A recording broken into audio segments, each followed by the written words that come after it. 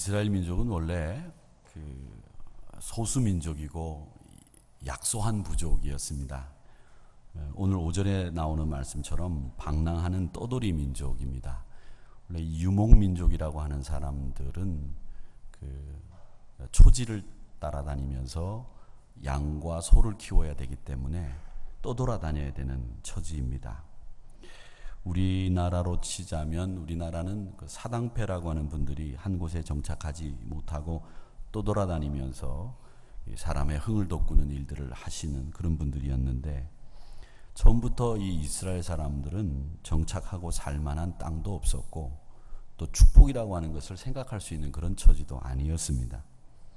그런 유대인들이 이 출애굽을 하고 큰 민족을 이룬 지금처럼 복되게 살게 된 연유를 간략하게 정리를 해놓은 내용이 오늘 본문의 내용입니다. 구약신학자 중에서 그 천재 구약신학자라고 불리우는 그 독일의 게르하르트 폰 라드라고 하는 사람이 있는데, 그분은 이 신명기 26장을 뭐라고 얘기했느냐 하면 이스라엘 사람들의 위대한 신앙 고백, 그게 신명기 26장이다 이렇게 이야기를 하셨습니다. 그러니까 신명기 전체 내용은 하나님의 뜻을 어떤 경우라도 이스라엘이 경청해야 된다, 이걸 모세가 이스라엘 백성들에게 가르쳤는데, 그 모세의 간곡한 그 가르침을 이스라엘 백성들이 마음에 새겨라. 어떤 경우라도 하나님의 말씀을 경청해야 된다. 이것이 모세의 가르침이었고 그 내용이 신명기 전체 내용입니다.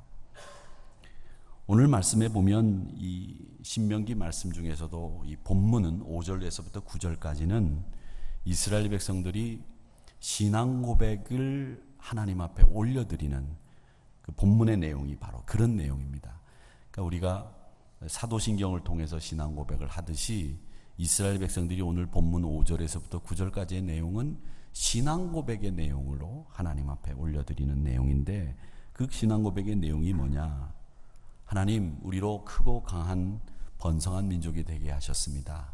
그건 하나님의 역사였습니다. 하나님이 일하신 겁니다. 이게 첫 번째 신앙 고백이고, 두 번째 신앙 고백은 애굽의 학대로부터 우리의 고통을 들으시고 우리를 인도해 내주신 분은 여호와 하나님이십니다. 이게 두 번째 신앙 고백이고, 세 번째 신앙 고백은 하나님, 우리가 젖과 꿀이 흐르는 가나안 땅에서 살 수 있도록 만들어 주신 분도 하나님이십니다 라고 하는 이 세 가지 신앙 고백을 오늘 이 5절에서부터 9절까지 이야기를 하고 있는 겁니다.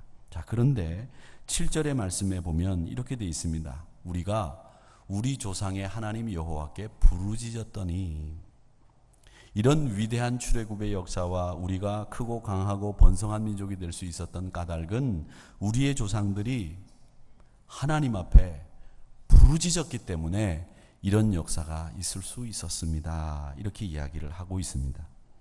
하나님을 향한 우리 이스라엘 백성들의 부르짖음이 위대한 출애굽의 역사로부터 시작이 돼서 우리로 크고 강하고 번성한 민족이 되게 하셨고, 우리로 젖과 꿀이 흐르는 가나안 땅에서 복된 민족이 될 수 있도록 만들어 주신 것, 그건 바로 우리 조상들이 하나님 앞에 부르짖는 이 기도를 하나님 앞에 올려드렸기 때문에 가능한 일이었습니다 라는 이야기입니다.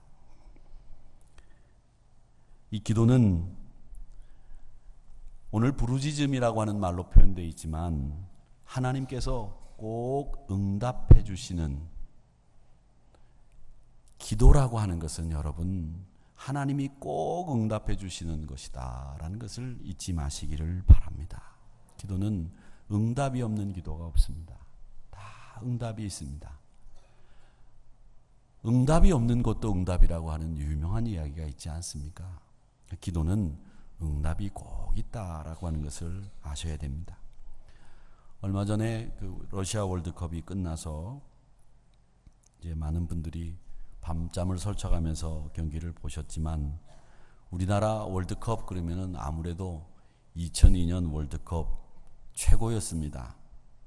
당시 우리나라 축구 대표팀이 8강에 올라가서 경기를 하게 됐는데 시청 앞에 많은 응원단들이 모여서 응원을 하지 않았습니까?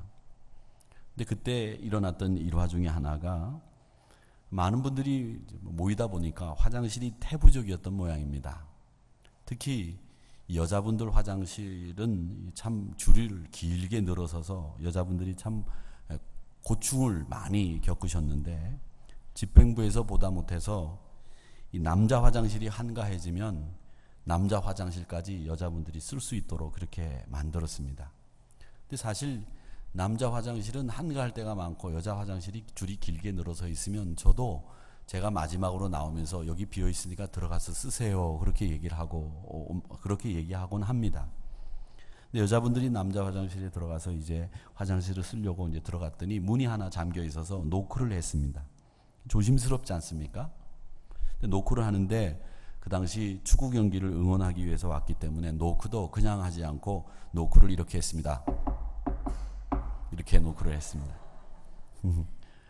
그랬더니 안에서 응답이 나오는데, 예, 사람 있습니다 라든지 아니면 제가 쓰고 있습니다 이렇게 대답을 하지 않고 그렇게 노크를 했더니 안에서 대한민국 그렇게 대답을 하더랍니다.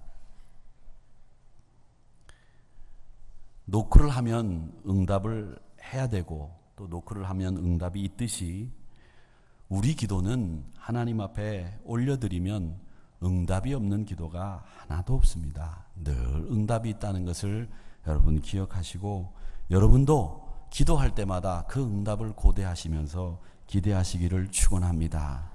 출애굽기 2장 23절 말씀에 보면 여러 해 후에 애굽 왕이 죽었고 이스라엘 자손은 고된 노동으로 말미암아 탄식하며 부르짖으니 그 고된 노동으로 말미암아 부르짖는 소리가 하나님께 상달된지라, 그렇게 말씀하시면서 애굽의 종살이에서 힘들고 어려운 이스라엘 백성들의 탄식과 그 부르짖음을 하나님이 들으시고 하나님이 응답하셨다는 말씀이 출애굽기 2장 23절에 나옵니다. 우리 하나님은 우리를 끝까지 사랑해 주시고 지켜주시는 분이고 여러분의 기도를 한마디도 놓치지 않고 다 들어주시는 분이고 응답해 주시는 분이라는 사실을 잊지 마시기를 축원합니다. 하나님은 나와 상관이 없는 분이 아닙니다. 하나님은 내 일거수일투족, 내 목소리 하나, 내 음성 하나조차도 놓치지 않고 다 들어주시면서 내가 뭘 원하는지, 나에게 정말 무엇이 필요한지를 아시고 거기에 응답하시는 분이 하나님이시라고 하는 것을 잊지 마시기를 바랍니다.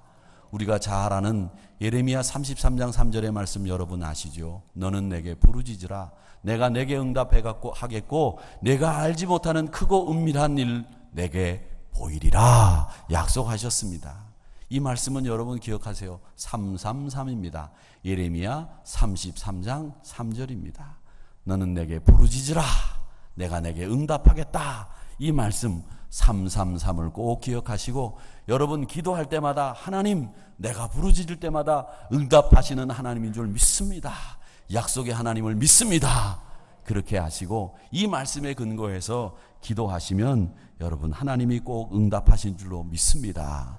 호세아서 2장 21절의 말씀입니다. 여호와께서 이르시되 그날에 내가 응답하리라. 나는 하늘에 응답하고 하늘은 땅에 응답하고, 그렇게 말씀하시면서 내가 너희들에게 응답하는 그 순서도 차례대로 설명하시면서 우리의 기도에 응답하시는 하나님을 호세아 선지자는 말씀하시고 있습니다. 여러분의 기도에 응답하시는 하나님, 그 하나님은 만유의 주권을 가지고 계신 분이에요. 모든 세상의 만물을 주장하시는 분이 우리 하나님이신데 그분이 여러분의 기도에 응답하신다는 사실을 잊지 마시기를 축원합니다. 소련의 수도가 모스크바인데 그 모스크바에 가보면 캐더럴 오브 크라이스트 오브 세비어라고 하는 교회가 있습니다. 번역하면 그리스도 구세주 대성당, 그렇게 번역할 수 있습니다. 예수님이 우리의 구세주입니다. 이런 그런 신앙 고백을 담은 성당인데, 이 성당이 어떻게 지어졌느냐면 1812년에 나폴레옹의 불란서 군대가 모스크바를 침공해 들어왔어요. 이 러시아를 침공한 유럽 군대가 불란서 이 나폴레옹 군대하고 독일 나치 군대하고 두 나라가 쳐들어왔었잖아요. 근데 이 두 나라 다 이 모스크바의 추위를 이기지 못하고 다 후퇴해가지고 패전했던 그런 나라들인데 1812년에 나폴레옹이 불란서 군대를 이끌고 모스크바를 들어갔다가 20만 명이 추위에 얼어 죽었어요. 많이 죽었죠. 그래서 이 나폴레옹 군대가 퇴각을 하고 난 뒤에 제정 러시아 시대인데 알렉산더 1세가 그 불란서 군대를 이기고 이 나라를 지켜주신 것에 감사해서 이 캐더럴 오브 크라이스트 오브 세비어라고 하는 성당을 지은 겁니다. 80년이 걸렸대요. 이걸 짓는데 굉장히 오래 걸린 거죠. 그래서 1893년에 완성이 됐는데 1917년에 레닌이 붉은 혁명을 일으켜가지고 공산당 혁명을 일으켜서 성공하지 않았습니까? 레닌이 이 성당에서 예배하는 걸 제일 먼저 금했어요. 그리고 난 뒤에 1931년에 스탈린은 한술 더 떠서 이 성당을 폭파시켜 버렸습니다. 그리고 그곳에다가 이 스탈린은 미국에 있는 뉴욕에 있는 엠파이어 스테이트 빌딩보다 더 높은 공산당 궁전을 지을 계획을 세웠습니다. 그런데 어떻게 된 일인지 이 성당을 폭파시키고 난 뒤부터 그 성당 자리에서 물이 올라오는 거예요. 그래서 이 성당 자리가 거대한 연못이 되고 말았습니다. 게다가 러시아가 경제 사정이 좋지 못해서 여기다가 공산당 궁전을 짓지는 못했습니다. 이 고르바초프가 집권하고 있을 당시에는 여기다가 물이 솟아오르니까 세계에서 제일 큰 야외 수영장을 만들어야 되겠다는 생각까지도 했었답니다. 그런데 고르바초프가 실각을 하고 보리스 옐친이 정권을 잡았는데 이 1995년 1월 달에 이 옐친이 3억 불이라고 하는 돈을 들여가지고 이 대성당 건물을 복원하는 일을 시작을 했습니다. 근데 복원을 시작하니까 밑에서 물이 올라오던 게 딱 멈추더라는 거예요. 그러면서 성당이 복원이 돼가지고 완성이 됐는데 그 성당이 완성됐을 때 옐친이 그런 얘기를 했답니다. 이 교회는 러시아가 살아있다고 하는 것을 보여줍니다. 그런 얘기를 했대요. This church shows Russia is alive. 뭐 이렇게 얘기를 했다는데 이 말보다는 이 교회는 하나님이 살아계신 것을 보여주는 곳입니다. 이렇게 얘기했으면 더 좋았을 것 같았는데 어쨌든 3억 불을 들여서 1995년에 이 캐더럴 오브 크라이스트 오브 세비어라고 하는 성당을 복원을 했습니다. 이 이야기를 여러분 제가 말씀드린 이유는 뭐냐? 사람이 교회를 없애고 거기에 인간의 의지를 담은 곳을 세우려고 했지만 원인 모를 땅에서부터 물이 솟아 올라와 가지고 아무것도 못 짓게 만들고 다시 교회를 복원하려고 하니까 그 올라오던 물이 멈추고 교회가 완성될 수 있도록 만들어 주었던 이 배후에는 저는 하나님의 역사가 있었기 때문이다라고 믿습니다. 하나님이 역사의 주관자라고 하는 걸 보여주는 거예요. 너희들이 아무리 인간들이 모사를 꾸미고 술수를 쓰고 너희들이 아무리 그래도 결국 도도한 하나님의 역사와 일하심은 흘러가게 돼 있다. 너희는 역사의 주관자가 나라고 하는 것을 모르느냐? 그걸 말씀하시고 있다고 저는 생각합니다. 이 역사는 하나님이 이끌어 가시는 거예요. 하나님이 주관하시는 거예요. 예레미야 27장 5절에 보면 나는 내 큰 능력과 나의 쳐든 팔로 땅과 지상에 있는 사람들과 짐승들을 만들고 내가 보기에 옳은 사람들에게 그걸 주었다. 그렇게 말씀하시고 있는데 이 말씀은 뭐냐? 이 세상을 내가 만들었다는 거예요. 이 세상의 역사는 내가 주권자다. 내가 주권을 가지고 있다는 말씀을 하시고 있는 겁니다. 여러분, 성경학자들이 그런 얘기를 합니다. 이 성경에 하나님이 이 지구를 우리에게 줬다는 기록은 어디에도 없다는 거예요. 이 성경에 하나님이 우리에게 주신 것은 다스려라, 이름 만들어서 불러라, 그거밖에 허락한 적이 없는데 하나님이 이 지구가 다 우리 것인 양 사람들이 살게 하지 않으셨는데도 불구하고 사람들은 하나님이 우리에게 모든 걸 다 주신 것처럼 그렇게 살고 있다는 거예요. 하나님이 언제 우리에게 이런 걸 다 주셨습니까? 다스리라고 하셨죠. 네 거라고 말씀하시지는 않으셨거든요. 그런데 사람들은 이게 다 우리 것인 양 생각하고 그렇게 살고 있단 말이에요. 하나님의 주권을 인정하고 하나님의 역사하심을 인정하는 그것이 신앙인의 본질, 신앙의 모습 아니겠습니까? 이스라엘 백성들은 그걸 깨달을 때마다, 회개하고 하나님 앞에 돌이킬 때마다 그 사람들이 제일 먼저 깨달은 건, 아하, 그렇구나, 하나님이 역사를 주관하시는구나, 하나님의 주권 속에 있구나, 이걸 깨달은 거예요. 그래서 오늘 5절 6절의 말씀에도 그걸 기억하고 있는 거예요. 여호와 앞에 아뢰기를, 내 조상은 방랑하는 아람 사람 정도밖에 되지 않았는데 거기에 소수로 거류하다가 하나님이 크고 강하고 번성한 민족으로 만들어 주셨고, 우리를 괴롭히는 애굽 사람들로부터 우리를 해방시켜 주셨다. 이 첫 번째 고백이 뭐냐? 이스라엘이 우리가 노예였다는 거예요. 제가 말씀드리죠. 유대인이라고 하는 말과 히브리인이라고 하는 말을 언제 이스라엘 사람들이 구분해서 쓰느냐?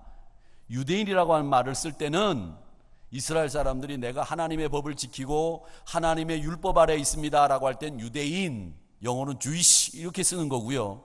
히브리라고 하는 말을 쓰는 것은 이스라엘 사람들이 자신들이 노예였다는 사실을 상기할 때는 히브리라는 말을 쓰는 거예요. 히브리라는 말은 무슨 뜻이냐면 강을 건너왔다 이런 뜻이에요. 강을 건너왔다. 그러니까 히브리 민족이라고 하는 말은 자신들이 강을 건너와서 노예로 살던 그런 사람이었습니다 라고 할 때는 히브리라고 하는 말을 쓰고, 내가 하나님의 백성으로서 율법을 지키고 말씀대로 살겠습니다 라고 할 때는 우리는 유대인이란 말을 쓰는 거예요. 이 사람들은 두 가지 사실을 기억하는 거죠. 우리가 강하고 크고 번성한 민족이 됐는데 그건 하나님의 역사였습니다. 우리를 학대했던 애굽 사람들로부터 우리가 자유인이 됐던 것은 하나님의 역사였습니다. 하나님이 일하신 까닭이었습니다. 그러면서 우리가 노예였다는 것을 회고하는 거죠. 그리고 하나님이 우리를 구원해 주셨습니다. 우리를 하나님이 지켜주셨습니다. 이 고백을 갖고 하나님 앞에 기도하는 거예요. 부르짖은 거예요. 부르짖는 것을 우리는 신학적인 용어로, 신앙적인 용어로 기도라고 합니다. 이 기도라고 하는 말은 히브리 말로 짜크라고 하는데 이게 부르짖는다는 뜻이에요. 출애굽기 2장 23절에 보면 이 짜크라고 하는 말이 나오는데, 말미암아 탄식하며 부르짖으니 이렇게 되어 있습니다. 부르짖으니. 이 부르짖음이 간구하며 기도입니다. 여러분, 육신의 건강을 위해서 여러분들 운동하시지 않습니까? 자전거도 타고 막, 그다음에 뭐 요즘에 이게 헬스장에 가보면 막 기계들이 얼마나 많은지 막 그렇게 당기는 것도 있고 막 이렇게 하는 것도 있고 말이죠. 여러 가지 기계들이 있더라고요. 막 했다 하면 막 근육들이 막 이렇게 쭉쭉쭉 이렇게 생길 것 같아요. 안에서 문제지. 얼마나 많은 운동들이 있는지 몰라요. 뭐 필라테스를 하고 뭐 요가를 하고 뭐 하고 그런데 또 어떤 분들은 끝까지 저는 숨쉬기 운동밖에 안 합니다 이렇게 고집 피우시는 분들도 있는데, 운동 참 많이 하시죠. 연세 드신 분들에게 운동을 하라고 권하는 이유 중에 하나는, 연세 드시면 이 근육이 없어지는 속도가 젊었을 때보다 더 빨라져요. 그렇기 때문에 연세 드신 분들은 이 근육이 없어지지 않게 하기 위해서 걸으셔야 돼요. 많이 걷고 운동하시고 근력 운동을 하셔야 돼요. 그래서 막 이 밥상도 들었다 놨다 하시고 말이죠. 화장실에 가셔도 앉았다 일어났다 하시고. 그렇게 우리의 육적인 근력을 강화시키기 위해서 근육 운동을 해야 되듯이 영적인 체력을 강화시키기 위해서 해야 되는 운동이 있는데, 그게 뭐냐? 기도입니다. 영적인 체력을 가장 강하게 만들어주는 운동은 기도 운동밖에 없어요. 말씀을 많이 읽는 것도 물론 중요하죠. 내가 하나님 앞에 봉사하는 일도 필요합니다. 그러나 여러분의 영적인 체력을 강화시키는 일에 가장 주요한 운동은 기도 운동이에요. 하나님은 이 기도를 통해서 여러분의 능력을 더해 주신다는 사실을 잊지 마시기를 바랍니다. 군인들이 훈련이 끝나고 자대 배치를 받으면 자기 총기를, 개인 화기를 받아요. 어느 집사님을 보니까 군대에 계실 때 그 자기 개인 화기의 그 총번을 외우게 하거든요. 근데 그 총번도 아직까지 기억하시는 분이 계시더라고요. 저는 군번만 아직 기억하는데, 근데 그 총번을 외우고 그 총이 내 총이 되도록 0점을 맞춥니다. 그리고 나서 이 실탄을 딱 이 탄창에다가 딱 끼워 놓으면 정말 겁날 게 아무것도 없어요. 괜히 그냥 어디 나가가지고 말이지 누구랑 한번 싸우고 보고 싶은 마음도 생기고요. 막 이 배에 힘이 팍 들어갑니다. 여러분, 우리 신앙인에게 있어서 바로 개인 화기와 같은 게 바로 뭐냐면 기도예요. 기도하시는 분들은 어떤 일을 만나도 기도로 이길 수 있다고 하는 강한 자신감이 신앙 안에서 생긴다는 것을 여러분 기억하시면서 기도의 용사가 되시기를 축원합니다. 사사기를 보면 왕이 세워지기 전에 이스라엘에 많은 이 사사들이 등장을 하는데 그 사사들이 다 이스라엘 민족을 구출해내고 이스라엘을 반듯하게 하나님 섬기면서 나갈 수 있도록 만들어주는데 거기서 꼭 한 사람, 유독 실패한 사사가 나옵니다. 그 사사가 누구냐면 삼손이에요. 이 사람은 나귀 턱뼈를 가지고 적군들을 무찌르고 난 뒤에 그곳 이름을 에낙고레라고 이름을 지을 정도로 아주 대단한 사람이었어요. 근데 이 친구가 그만 여자에게 꾀임에 넘어가가지고 머리를 다 밀리고 그리고 그 밀린 머리 때문에 힘을 다 잃어버리지 않습니까? 결국 실패하는 거죠. 그런데 사사기에 나오는 이야기들 중에서 가장 많이 영화화되고 드라마 또 혹은 노래 가사로 나오는 이야기가 이 삼손의 이야기예요. 그 영국의 가수가 불렀던 노래를 조용남이라고 하는 분이 번역해서 불렀던 들라일라라고 하는 노래가 있는데 그 들라일라가 드릴라라고 하는 말의 영국식 발음이에요. 그리고 영화도 삼손과 드릴라라고 하는 영화가 얼마나 많이 나와 있습니까? 근데 이 삼손이 실패하고 난 뒤에 다곤의 신전에 손발이 묶이고 두 눈이 뽑힌 채로 꼼짝없이 이제 죽을 시간만 기다리고 있었을 그때에 삼손이 하나님 앞에 기도하지 않습니까? 뭐라고 기도합니까? 하나님, 내가 구합니다. 뭘 구하느냐? 나를 생각해 주시옵소서. 그게 사사기 16장 28절에 나오는 내용이에요. 이번만 하나님 나를 좀 강하게 하사 나의 두 눈을 뺀 저 블레셋 사람들에게 원수를 단번에 갚게 하옵소서. 그렇게 기도했습니다.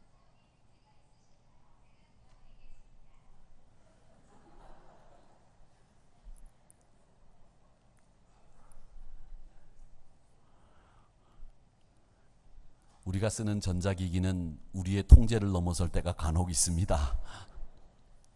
저도 그럴 때가 있어요. 그렇게 해서 다곤 신전에 잡혀있던 삼손이 그 다곤 신전의 기둥을 무너뜨려서 죽었을 때 그가 블레셋 사람들을 죽인 숫자가 살았을 때 죽인 숫자보다 더 많았다고 하는 말씀을 하고 있지 않습니까? 모멸과 능멸을 당하고 사랑하는 여인에게 배신을 당하고 여호와 하나님보다 다곤 신이 크다고 생각했던 그 사람들 앞에서 초라한 삼손은 박장대소하며 기름진 음식을 입으로 넣고 있는, 그러면서 삼손을 욕하는 그 무리들 앞에서 삼손이 할 수 있는 일은 무엇이었느냐? 단 한 가지밖에 없었습니다. 삼손이 할 수 있는 일은 하나님 앞에 부르짖는 일밖에 없었습니다. 그러기에 그는 하나님 앞에 부르짖었고 하나님은 그 기도를 들어주신 줄 믿습니다. 사랑하는 성도 여러분, 하나님 앞에 부르짖어 기도하시기를 바랍니다. 하나님은 우리가 기도할 때 우리의 기도를 귀 막고 안 들으시는 법 없어요. 언제 어디서나 여러분이 기도하면 언제나 우리의 기도를 들어주시는 분이 우리 하나님이신 줄 믿으시기를 축원합니다. 시편 65편 2절을 우리 같이 한번 읽어보겠습니다. 시작. 기도를 들으시는 주여 모든 육체가 주께 나아오리다. 아멘. 야고보 기자는 5장 16절에서 이렇게 얘기합니다. 의인의 간구는 역사하는 힘이 큼이니라. 여러분들이 믿음으로 기도할 때마다 그 믿음의 기도가 역사하는 힘이 크다고 하는 사실을 분명하게 야고보 기자는 우리에게 말씀하셨습니다. 여러분, 왜 우리가 힘이 있느냐?